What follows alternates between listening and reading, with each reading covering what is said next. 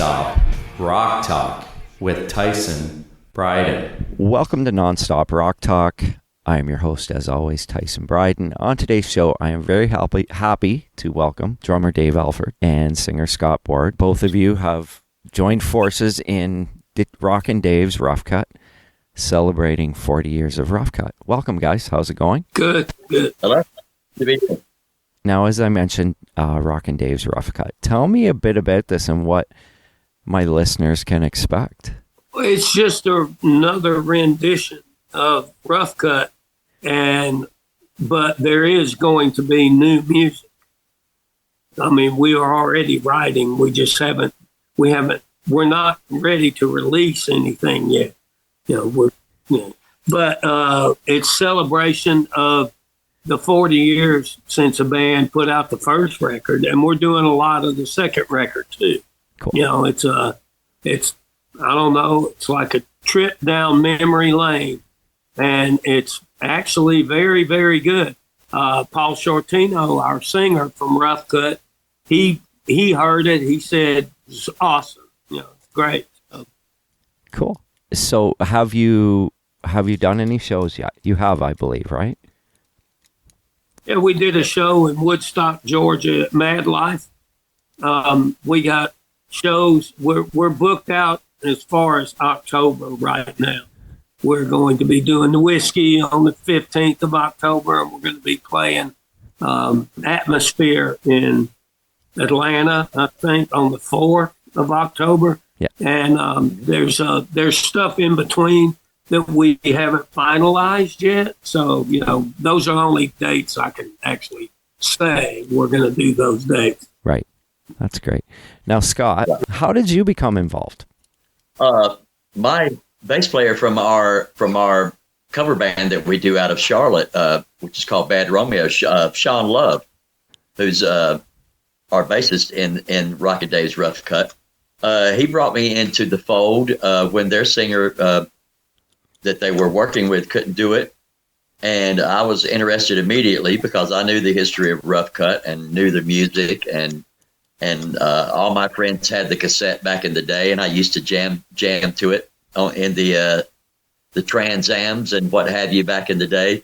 So yeah, I knew of the band, and I was like, yeah, I'd be very interested in this. I knew it would be right in my wheelhouse vocally, and I knew I could add a little something to that, particularly if we were going to go in and work on any new music and new material. I knew I could add to that as well. And so he has. Well, thanks. Yeah, that's how that started, was through Sean. And like Dave was saying, as soon as we got in the room together and did our first rehearsal, so to speak, and sang together, we knew there was a great magic there for that. And then as soon as Dave threw his new idea to me to put some lyrics and melodies and stuff to, musically, we knew we had a good combination there as well as a writing partnership. So from there, we just we found the guitar players from the Atlanta area, very incredible guys, and we worked up the set and had Scully Entertainment, of course, here representing us, and we're off and running, man. And like Dave said, man, we're looking forward to October and all the dates we can pile up in between there too, and beyond. That is awesome. That is amazing. So, I mean, when assembling the band, like Dave, a band that, I mean, has 40 years of history, and I guess it's kind of a tedious task to find the right guys, to go out and get the right guys that are going to pull off the music the way that the fan base wants to hear it.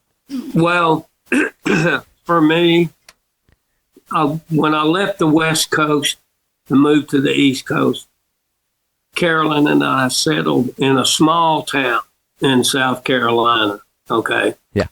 And it's been, challenging as far as the music scene, because everyone, I've been here 4 years now this October, and everyone that I've spoken to says that pre-pandemic, there was a music scene here.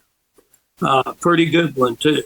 I can remember in 1985 when Dio and Rough Cutt did the North Charleston Coliseum, and later that night, Ronnie had an emergency. We wound up canceling, moving 4 dates to the end, tacking them on the end, because he had to leave and go to New York for emergency.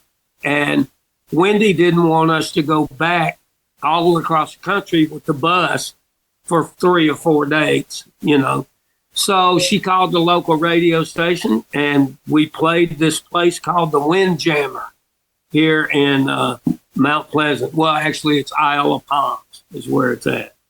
And because the North Charleston Coliseum was sold out, so when we did that show, it was stupid packed. It was unbelievable. That scene wasn't like that anymore when I got here. After the pandemic, it's like I know a lot of guys that play around here, but they're like solo projects now, just with like loops and playing guitar and stuff, because it's a very small area, But so through my good friend Scott Owen, that used to live in North Carolina in Charlotte, he turned me on to a guy that turned me on to a guy that turned me on to a guy, and so on, that led me to Scott. And when I got to Scott, I stopped. Okay. Because that was the most important thing for me. I'm, none of the other guys were willing to carry the torch, sort of say. And the music, it lives so much. I mean, our fan base is still out there. We, like Scott said, we're going to be releasing new material. And so we want to go out and celebrate those first 2 records with all the fans, pick up some shows wherever we can, to be honest with you. We're like itching to play. And so far, the gig, like one that we did, was unbelievable. You can see a lot of the video of it from YouTube. We have a Rockin' Dave's Rough Cutt YouTube page. So anyway, no, that's all I was going to say. And that's how it really got started, was from a friend of mine that came from Charlotte that I know from California before I ever moved here. He still lives there. Okay. He turned me on to a guy, which was a guitar player. And through him, I found out about Sean. Then through Sean, I found out about Scott. And then once I got Scott, then I brought my manager into the scene, Scully Entertainment. And we started doing the searching for the guitar players. That was the last part, of it. Yeah. Anyway, I talk too much. Say something, Scott. That was the last piece of the puzzle, and we knew that we were going to need 2 badass guitar players. Yeah. If we were going to replicate Rough Cutt stuff, because Amir and Chris were incredible. Right. And so our search landed us there in the Atlanta, Georgia area, where we found Nathan Smith and Tony Baker, and they are, as some would say, incendiary in their talents. They're very, very good guitar players. Yeah. They replicate the music very well, all the little colorings and everything that we were looking for that just needed. And yeah, man, we're just ready to get out there and also ready to put some material together too with these guys. It's going to be a lot of fun. That's awesome. I mean, for me, when Rough Cutt, when Paul left and went to Quiet Riot, I was listening to the music, but I was still too young to, I'm up in Toronto too, so I'm not sure. I don't even know, because of being that young, if Rough Cutt ever came to Toronto in that. I'm sure they did. We did our first video was in Toronto. Was it? It was Champagne Films. That Champagne Films was like 20th Century Fox Okay. in Canada. And we did the first video, Never Gonna Die, in a huge warehouse from the war, I think. I mean, huge. We're talking like airplane style. Could hardly see across it. It's so big. And that's where we shot the video. Fun time. That's in Toronto. That's amazing. So I mean, for me, if Rough Cutt, if you guys get close enough, I will hopefully get to come and see you, because I've never gotten to see. Like I said, I was too young to be able to see the band. So for me, that would be amazing to come and to hear those songs. Well, we're working on it. That would be awesome. We're actually working on trying to get up to Toronto. Cool. Well, I will do my best to be there. I really look forward to seeing that. Just got to put the word in the streets, though. Yeah. Got to, join the YouTube page. Tell everybody. I mean, we played Maple Leaf Gardens with Ronnie. Yeah. And Triumph, and gosh, I can't remember. I think Rush played it. I mean, it was a really huge. It was when they moved the bleachers way out, real far. It was huge, like a Woodstock. Really? Nuts. We did that, and we back in the '80s. So. And we'd love to come up there again and play. I've already talked to all the guys about it there, and we're also into going to Japan. Cool. I'm sure Rough Cutt did well in Japan as well. We did. Yeah. They love that era of music. They always seem to do. I mean, for most of the bands, you always hear guys say that they loved going to Japan, and the fans were very gracious, and they were just they just loved the music, right? Man, I got a story about that. I won't go off into it. It'll probably be in the book when I write it. Yeah. But to put it all in a nutshell, a girl followed me back from Japan to the United States. And I'll just leave it at that. I love it. No, It was pretty crazy. that's cool. Now, Scott, you are also the singer in No Love Lost as well, I believe. Yep, absolutely. And that band is still going as well. You're still doing that, and Oh yes, absolutely. We're in the process of putting together new material for another new album, a follow up to our last one, which was called Last Call. Yeah. Which came out about a year ago, Kibble Records, and we're not doing through finished promoting that album, Last Call. So we're going to be doing a lot more shows for the label for that. Some big shows in the works, and also some video production is coming down the wire too. So look for that. that's cool. You know what? I checked out some of it, and I was very impressed with your vocals. So I understand why Dave was very impressed. So I will say that, and I look forward to seeing you and hearing you with Rough Cutt. So I mean, in terms of approaching what Paul does as a vocalist and yourself, do you kind of make it your own, or do you kind of stick to what he did? I really try and stick to the original, to the album versions, first and foremost. And then as you progress in a live setting, you kind of feel and add a little of your own coloring and soulfulness in there as well.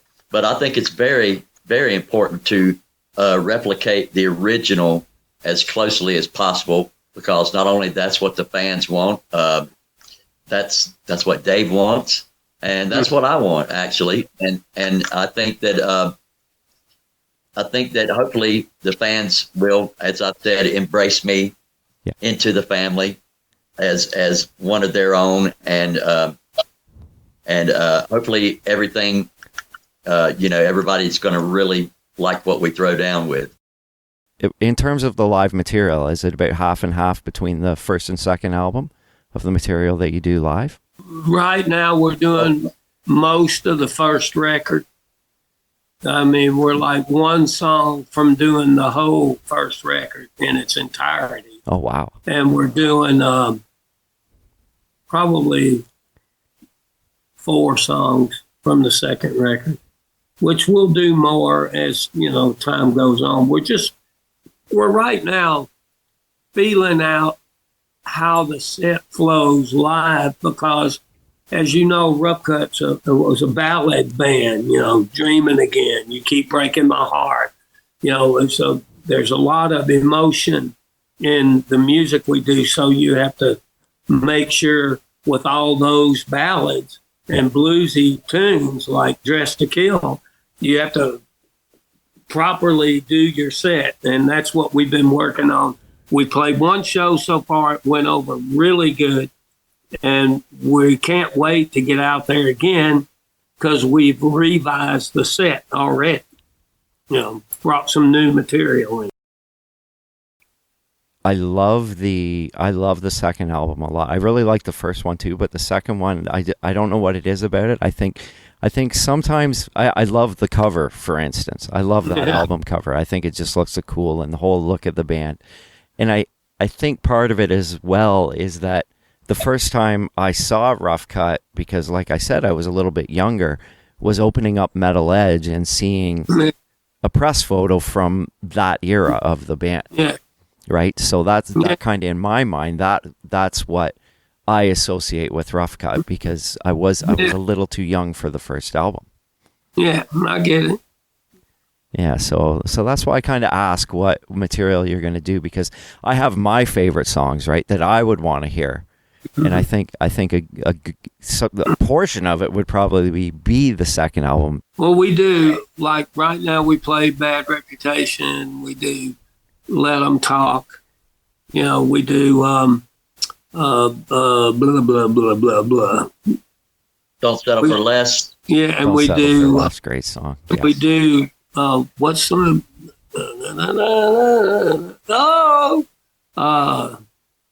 Yeah. Take a Chance. Take a Chance. Yeah. Take a Chance. That's a great song. Yeah, and we're actually throwing around the idea of bringing in You Want to Be a Star as well, which is a good little melodic rocker. Yeah. So before we know it, we're gonna be able to go out and do the whole first and second record before it's over awesome. with. I mean, I'm sure that's a blast. Yeah. Well, and the reason why that will probably happen is because the members that I have surrounded myself with now, we try to make it sound as close to the record as we can. And that's because we're celebrating those tunes from that era. Mm-hmm. And I'm just surprised that these guys picked it up so well. I mean, Scott and I, finding 2 singers in my lifetime that are like that is unbelievable. And so, we have enough going on between the 2 of us writing wise that we just want to, the only bummer about our unit is everyone lives somewhere else. Right. We don't live in the same town. I promise you, if we all lived in the same town, we would already be cranking out stuff. Right. Wouldn't we, Scott? Oh, absolutely. Absolutely. But yeah, we're going to probably embrace the new technologies and stuff like that. And so we can get some music cranked out for everybody, because as Dave says, it's sometimes hard to get everybody together being so far apart, but the sentiment and the feel and the drive is there from each and every member, and so we're definitely going to make it happen. And as you know, that's how about every album or any new music that's created out there is done nowadays is sort of online and then put together, and then they come together if they can, and put the final touches, as a band. Right, exactly. So, that's what we're looking forward to. We're really looking forward to doing that part of this band, as well as the as well as covering all the first and second album material. So would you guys wait until the material's released to do it live? Throw it in, maybe one of the songs in the set? Would you wait till there's material out there, or could you? Yeah, no, we'll probably play some stuff, put some stuff in the set before we release it. I don't know. I mean, I haven't really gave it that much thought yet, but Right. I mean, it's a possibility. When I did Black Rose, I've always been the same way. It was just we just decided to video it, do a video to it, and we basically gave it away, But the new ballad that we're about to get into is very deep. It's a cross between "You Keep Breaking My Heart" and "The Night Cries Out for You," but with a twist to it, like with "Dreaming Again" or something. I don't know. It's very, very heavy. That's good. It's really heavy, but it's rough cut. I don't know how to explain it. Scott sings it. He'll explain it to you. That's the thing we wanted to make sure of when writing new material is, number one, heavy and from the street. We got to have that element to it. Magic, of course, right? But heaviness and replicating the '85 sound as much as possible, and styling, and what have you. You can literally, I don't want to use the word target right, but you can literally, target the sound that you want by consciously doing that. So that's what we're trying to do as far as new material goes, is definitely concentrate on that classic Rough Cutt sound. And not only that, incorporate the classic Rough Cutt vocal in there, as well as harmonies. And now with Dave and myself and Nathan as well doing the high harmonies, which he's an incredible vocalist, our guitarist Nathan Smith, and utilizing all three vocals like that is going to be real plus to new material. So like I say, man, we're really excited about everything about new material and going out live to perform these songs. And really, we're just getting started. So, Yeah, absolutely. You're like the third interview. Wow. Well, thank you. That's awesome. Scott, was there a song, like going into the rehearsal, you said, like you're a Rough Cutt fan. Was there a song that you were going into rehearsal that you're like, I cannot wait to sing this one? Or was it all of them? Were you saying, can't wait to sing? Or yeah, was there one certain song that you're like, oh man, I can't wait to play this. I can't wait to do this song in the catalog? Oh yeah, "Dreaming Again" was one of my favorites right off the bat. When I revisited all this material to get ready for rehearsals and everything. "Dreaming Again" for sure. "You Keep Breaking My Heart," which is one of my favorites to do live. And the ballads are really,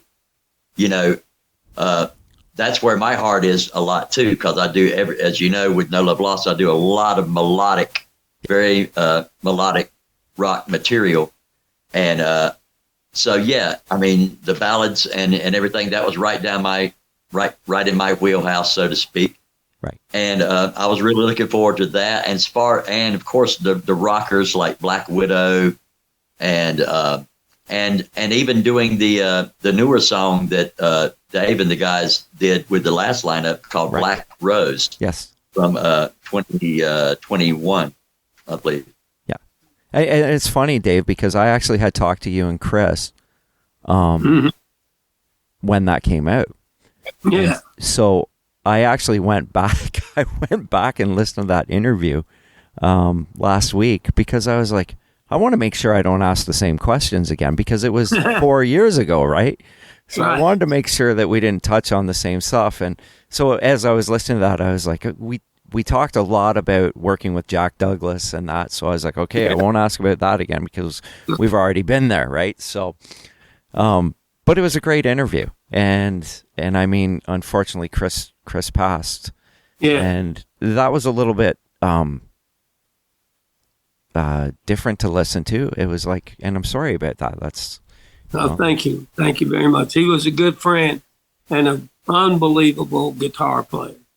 He, I always said that Chris was the meat and potatoes guy of Rough Cutt, and he was. You know, he always was innovative. You know, trying new things. You know, and he will be missed very much.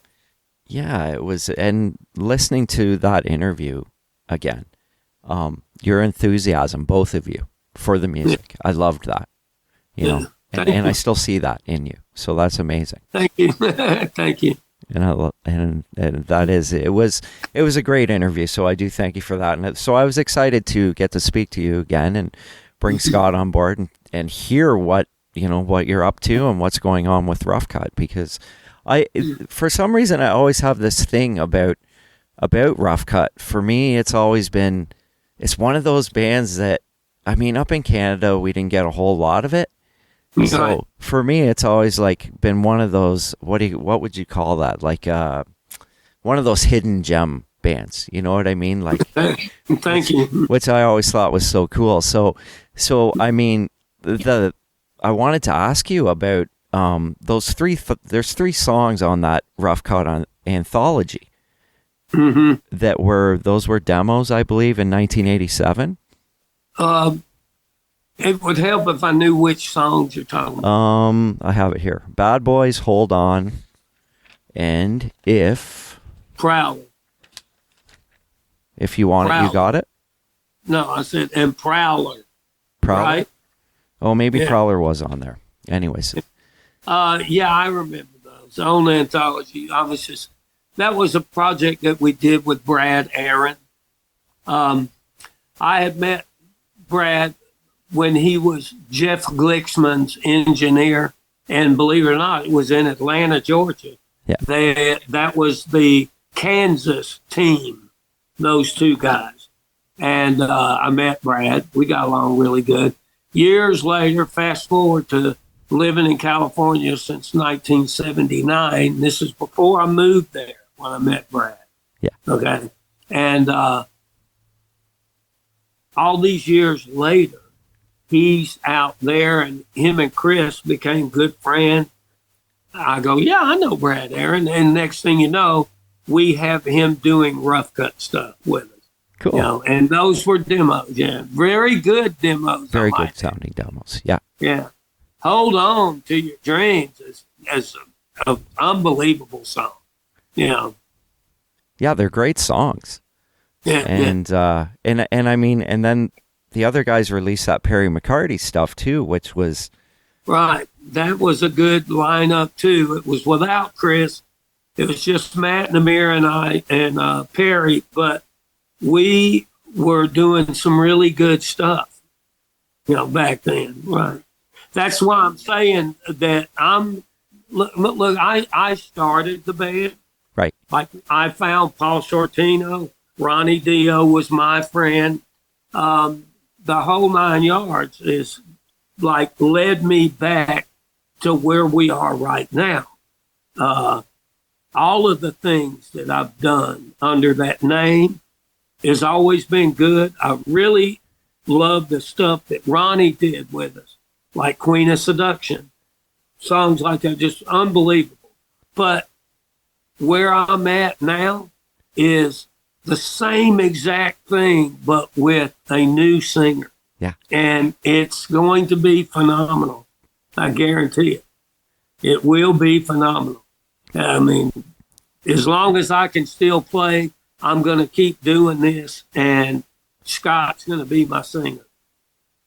That's awesome. Now, have you shopped it to any labels as of yet, or you're just not on at that stage yet? It's right now, we're just trying to get our feet wet because we're trying to celebrate See, Scott, what month was it? The official 40 years. What was it? I think it was February. February, I want to say 18th or something like that. Okay. Was there so it's definitely in 85? Right. So we're still in the year. Fans were 40 years. after. Right. Right. I just Yep. So we want to let the world know that we are carrying on, and the best way to do that is by celebrating the two records. This year, it's like I said, that's why we do more of the first record than we do the second record. But doing more of the second record is coming too. That'll be next year or the year after. I can't remember. Yeah. But our passion is to stay the course and then introduce new material. Because, there's a lot of bands that go out and they don't release new material. They just kind of go. Oh, I know. Right. So to hear that to hear that you're going to do new material and you're making it the rough to sound like Rough Cutt, like you want to stick to that formula, right? Well, I mean, it's kind of hard not to sound like that when I handpicked all of these guys to play like that. And the miracle is me and Scott able to sing the way Paul and I did it's really, how can I say, it winds you up to where your excitement is at a very high level. And when we sing together, it's like we know what each other's going to do. Right. It's canny, I'm telling you. Just like he follows my inflections and from the record, and he's learned that stuff exactly that way. So we can't wait to create new stuff and sing together. That's what we really gives a fire under us. That's fantastic. And one thing I wanted to add to that, if I could, was that was very important when me and Dave talked about, putting this together like this. That was very important thing that Dave wanted to do was to have new material as well as the old material. So there's no one going to say, that we're just trying to go out there and sort of, cash in on the name or the material and just do that sort of like a quote unquote tribute. I don't roll that way. Right, exactly. It's a real band and a real magical makeup, and people are going to see that when the music comes out for sure. Yeah. I mean, when I saw the bio of everything, and when it was sent to me and I looked at it and there was a picture of each individual guy and the write-up, and it looks really good. It looks very you're like, oh, okay, that's cool. It's, it's Rough Cutt, but it's like you're able to identify each member, which I think in the 80s was always a big thing, was like identifying each guy in the band, where it doesn't seem, bands don't do that anymore. You know what I mean? Yeah. Hey, we're not against doing vinyl either. In fact, I would prefer it, but, it is what it is. Well, I only have Rough Cutt on vinyl. Well, no, I do have the CD, but I only listen to it on vinyl anyways. So, isn't it great? Analog. I mean, it's funny because when I have Rough Cutt Wants You on vinyl, and when I put it on, I hear something new in it all the time, and the production blows me away.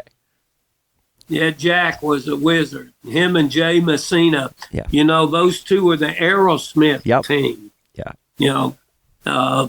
Jack, when John got shot, and he was in the middle of doing his record. Okay, John Lennon's record. Lennon, yep.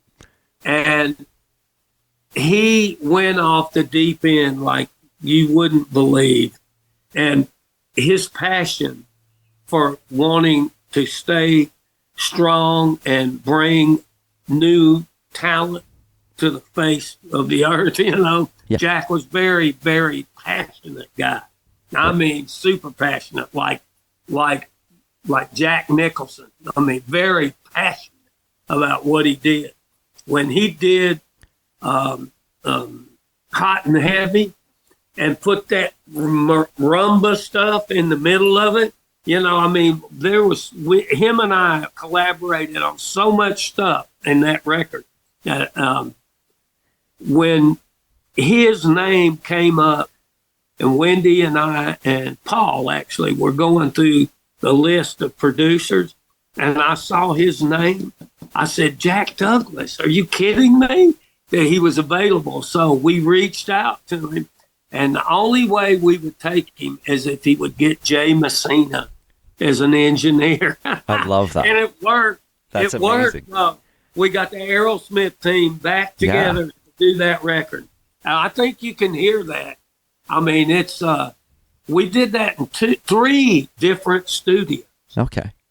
Yeah. And then wound up mixing in New York at the record plant, in Sterling Sound. Yeah, that was a fun record to do. And Scott, my singer now, when we do like Take a Chance, he's spot on, man. I mean, I get chill bumps. And when we do Let 'Em Talk, it's like so good. And he's really got Bad Reputation down too. So it's new stuff is inevitable, and it will sound just like the stuff that you've already heard, but new. That's so exciting. Like just I said like before. Black Rose. Yeah. Black Rose. Matt wrote 90% of all the lyrics and Black Rose and a lot of the melody, but his idea of the way the song should be, for me personally, it took forever to get to the chorus, and so I revamped it. We changed some lyrics, put a little different melodies to it, used his chorus, and then you've already heard Black Rose. It's that song got downloaded, or we'll say listened to over 500,000 times on Facebook alone. That's amazing. So, it's our engineer, Robert Ziemba. Him and I are like Scott and I. We have like a marriage, that's very, very, we understand each other. Yeah. And that's very important when you're recording. Very important. Absolutely. So you guys did mention that you're in different cities. So yes. Where do you meet up to rehearse? In Charlotte, North Carolina. The 2 boys come from Georgia. Scott lives up in the mountains in North Carolina. Sean lives in North Carolina, and I live in Mount Pleasant, South Carolina. So we all kind of converge, yeah, in a place called the Playroom. Eddie Z, good guy. Cool. And we love it there. And Eddie Z, thank you, Eddie Z. And that in itself shows you the dedication with every member of this band. I mean, we're driving like 4 hours to rehearse. Yes. Who does that? Yeah, no, people, that's amazing. People that are dedicated. That's who does. Right. Exactly. That's super awesome. We're dedicated to doing this and doing it right, the correct way, and we're all gun ho and ready to go, man. Right. I mean, what was the very first rehearsal like? Oh, it was magic. Okay. And the magic mostly came from just Scott and I singing together. That's what really did it. I mean, first rehearsal wasn't even with the guitar players that we have now. It's been a road that Scott and I have pretty much shaped and molded, but it's turning out the way that I envisioned it to be. And him also, because he was a fan and he loves Paul Shortino's vocals. And that alone, as far as celebrating this music goes, he has the ability, number one, loves the melodies that already exist, does them all justice, and to me, it's like playing the record when we get together, except for there's one big plus for us. We have that third vocal to be able to do live. Now, Paul and I did the third vocal. It's on the records. You can hear it. But when we would play live, we couldn't do that. All you could have is him and me because no one else sang. Okay. Now, with Nathan, like when we do Piece of My Heart, I freak every time because it's so just like the record. Wow. You know, so I can't wait for you to see us, man. I think you'll enjoy it. I'm excited to hear that. I mean, the way you're describing it. Now, what will the stage setup look like? Is it elaborate? Like, is it, like? It's 80s, man. Oh, that's wicked. I love that. Walls, Marshalls, drums, bass. Wherever we can stack it up and build that wall, so to speak, on stage. We're going to throw that up there for sure. And these guys have like truckfuls of amps that they can bring out anytime they want. I love that. Wow! So the amp gurus, they collect these things. So they have rooms full of that stuff. So yeah. Are you guys using in-ears or do you use monitors? I'm old school. All monitors for me. I love it, Dave. I love to hear that. How about yourself, Scott? I use the in-ear thing myself, but only myself in the mix. Just to have my vocal right there in my face, and of course I use the wedges out front too, old school wise too. But I do like some vocal production wherever I can get it out front, which is hard to come by nowadays. Yeah, that's true. Exactly. Well, guys, I mean, it's been such a pleasure talking about Rough Cutt, Rockin' Dave's Rough Cutt, which is amazing. Thank you. Before I let you go, is there anything else you guys would like to share with my audience or anything more about the band that we can talk about? Just make sure you subscribe to Rockin' Dave's Rough Cutt YouTube page. And you can go to our Scott. Scott's better at explaining all the pages we have, and which I'll let him do that for you. But make sure that everybody needs to jump on the bandwagon. We did an interview a week ago from it involves Canada, and one guy's like, yeah, there's tons of places up here that you guys can play. So we're looking into Toronto right now. Yeah. So if you start getting the buzz and feedback in Toronto about, let's get Rockin' Dave's Rough Cutt up here, it will happen. Well, so, I'm actually playing at a club that probably in Toronto on Friday night, which I will mention to the owner. It's one of the clubs that most of the bands that usually when they come up here they play at. Yeah. So, and I'm playing there Friday night. So I will put that bug in his ear. Yeah, you need to put that bug in my manager's ear too. Okay. Sure. Does he has Scully's information, right? What's that? Sorry. Our manager, Scott's wearing his shirt. Scully Coley Entertainment. Okay. All right. Okay. Entertainment. Yeah. Okay. Scully Entertainment, and his link is hooked up on all our links online. Okay. And as Dave said, like and subscribe our YouTube page, which is Rockin' Dave's Rough Cutt. And also, we don't have a whole lot of material on there right now, but like and share all that material that you can. And we're gonna put more stuff up on that page as well as soon as possible. And of course, we have a Facebook group, which is called Rockin' Dave's Rough Cutt. And also the Rough Cutt official page on Facebook is where you'll find all the upcoming goings on with Rockin' Dave and us, and of course with our individual social media pages too. Cool. I have one more question for you, Scott. I'm looking at those pictures behind you. Sure.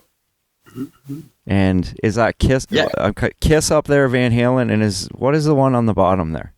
Is that Kiss, Gene Simmons? There's some. That one is actually that's a picture that my wife Mare took of Gene, and we actually we actually sent those out to that one, and there's one behind me of Paul that we actually sent out to their house and got them to sign through a mutual friend of ours.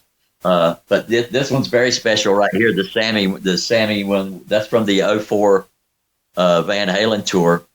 And we got that one backstage, and all four members signed that one, including Ed. And that's very rare right there. That was like a giveaway raffled off that night backstage in Cleveland, as a matter of fact. So we were back there, and Mary won the raffle, I think it was, and there we are. We have a bunch of our favorite, memorabilia, some photos that we took ourselselves, or that one of our friends has taken, and some of them that we've gotten signed. We're in a very tiny, tiny space, a tiny home now, so we don't have a lot of room for display of gold records and what have you. but yeah, man, we have a collection stuck up there. We had to make it a little bit rock and roll. So behind me is the rock and roll section of our tiny home. It looks amazing. Is that ticket stubs in that big one, Scott? That is. I don't know if I can bring this over here and tell you that, but yeah, this is it's a collage of a lot of concerts that just probably thousands of concerts. There's Rush, there's everybody, countless concerts. We just made it was a real cool idea that she put together for our wall here, and little collage of ticket stubs. So I love that. What we do is rock and roll. If we're not playing rock and roll, we're going to see rock and roll. Right. So. I got a thing like his frame with ticket stubs in it, but it's a collage of pictures of everybody from Slash to Randy Castillo and me, and that Carolyn put together that hangs on the wall in the house. And then there's I had a T-shirt and a cassette tape from every show we did on the Sacred Heart tour that burned up in my mom's house when it burnt to the ground. Right. But I have laminates from probably, I have so many laminates from shows, and tours. Yeah. That I've collected them, and there's like a big pile of them. That's amazing. Yeah. That's so cool. I love hearing that, like sometimes guys in bands don't keep stuff, you know what I mean? Like from their own band, and then like I have a buddy who I was like, do you have anything? And he's like, no. He's like, I have my gold record and my Juno, which is a Canadian award, and that's it. No pictures. No, I ended up giving him a magazine when his band was on the cover and a press photo that I had. Right. Because he didn't have anything. So to hear that you've got that stuff is amazing. All right. Well, man, it's very nice talking to you again. Yes, you too, Dave. Cool. And like I said, we're kind of targeting Toronto. So okay, you got like the name of that club you're talking about? Tell it to Jody. Tell her to pass it on to Scully, or either you reach out to Scully yourself. Okay. And so he can send the EPK, and we can get something going. Okay, will do. All right. Absolutely. All right. Thanks, guys. Okay, Dave. Have a good night. And Scott, thank you very much. Thank you, my friend. We appreciate you. Okay. Thank you. Thank you very much. Take care. Have a great night. Bye. Bye-bye.